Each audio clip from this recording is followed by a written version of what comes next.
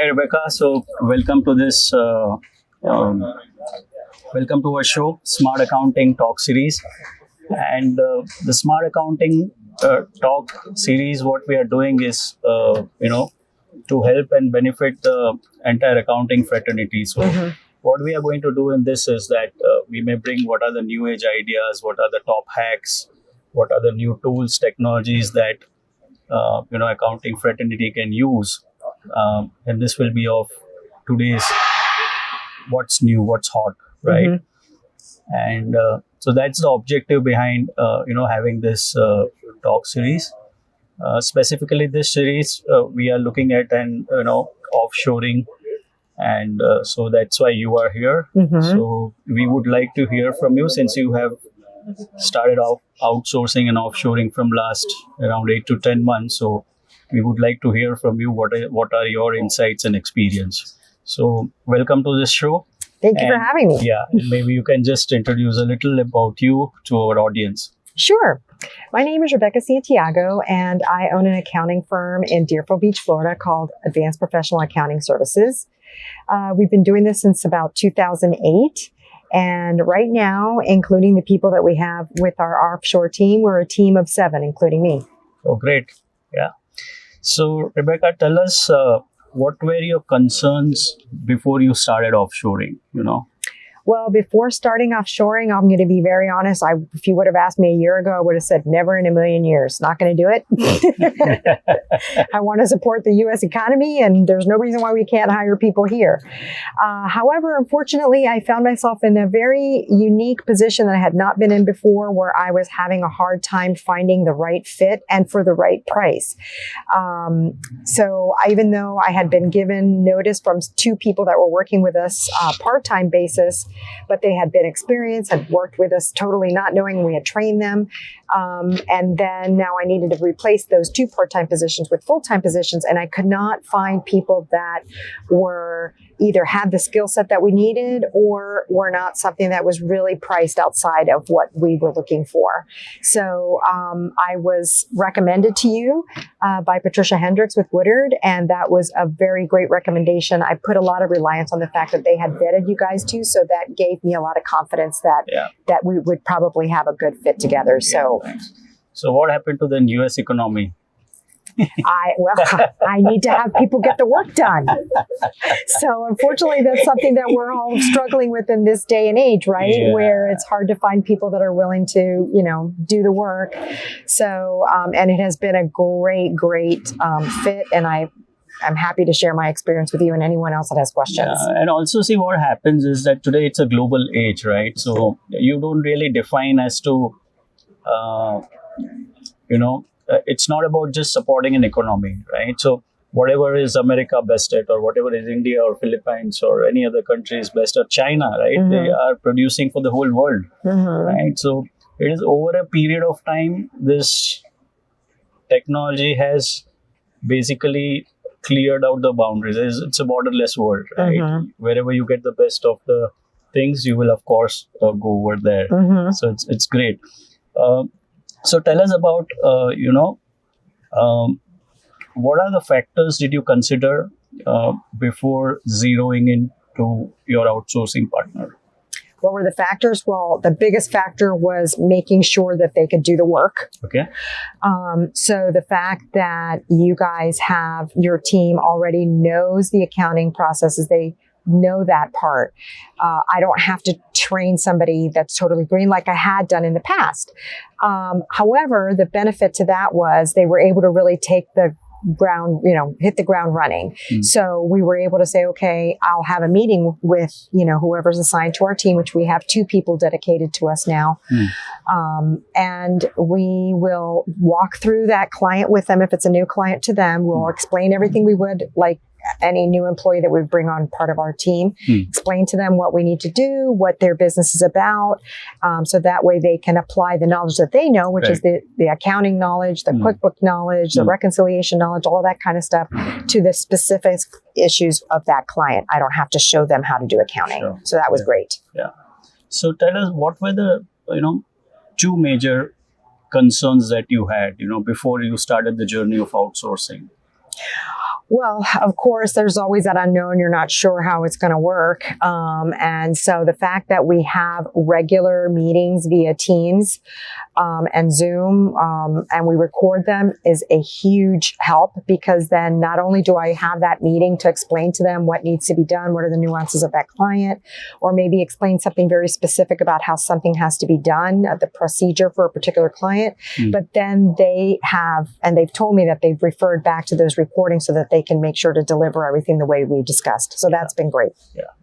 And, you have started this journey around 10 months back. So, where do you stand now?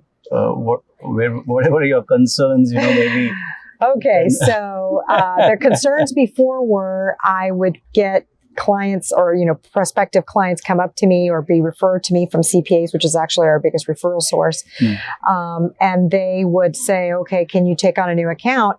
And my sister, who's also my partner, would say, we can't take on any more new accounts. I don't have that concern anymore. If I have someone that comes on and we think we have something that could be very promising coming up, I'm like, I'm not worried about it, Veronica. We'll shift however we have to do so that we can bring someone on from their team if we have to add on another seat, so that we can continue to grow. And at least I know I'm bringing on somebody that already knows accounting, just need to teach them about what's specific to that client or That's industry. Great, yeah. So, you have started scaling, right? Oh, yeah. Yeah. Mm-hmm. So tell us little more details about, how day on day working happens with your offshore team, and, how it is different from the team that you have here onshore and offshore. Sure. Okay. So, I'm not going to say that everybody has to do this, but, I think most of us even use our phone as an alarm clock. We communicate via Teams. I have the Teams app on my phone. So a lot of times, as soon as I wake up in the morning and I look at my alarm, when it goes off at 6 o'clock, I check the Teams real quick to make sure if I have any messages. Not always, but a lot of times, especially if I know there's something sensitive, because we'll communicate with them. So at least that way they'll send me if they have a quick question, then I can at least answer them, and they can keep working until I get into the office. But to better answer your question, we will have, as I started to say before, a regular meeting with her. Right now it's Amruta and Ajinka, our dedicated people, on Monday mornings around 9 a.m. Eastern time. Because they're in India, there is that time difference. So that is another thing you have to keep in mind. So we try to do it as early in the day as we can. So that way I can give them that guidance. We'll look at forward thinking and think, okay, what are the things that I need to make sure you guys are factoring into your time for this upcoming week, for example, or the next 2 weeks, so they can work around it the best they can.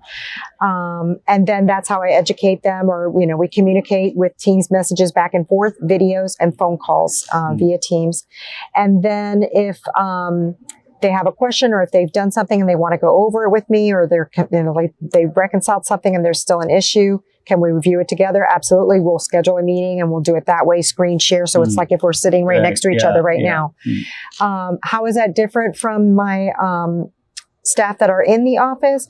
Well, we're able to do this face to face. I don't have to do a meeting, but really the fact that we're able to do that virtual meeting has really taken away that restriction. So we're able to do that. And after COVID, I guess, everybody is getting used to this, and the penetration of these Zoom meetings or any online meeting is so high that over a period, people have now become comfortable. And one other main difference, I guess, would be if there's questions that we have with the client, I do not have them interfacing directly with the client on a phone call, but I will have them send out requests. We need this information. And then when everything's done, they'll follow up with emails. If something is filed where they know money's going to be taken out of their account, we have set up email templates so they can send it out. That way it's always consistent no matter who does it, whether it's someone from Finsmart team that is allocated to us or any of my local teams. So that way everything's consistent. It doesn't matter who generates it.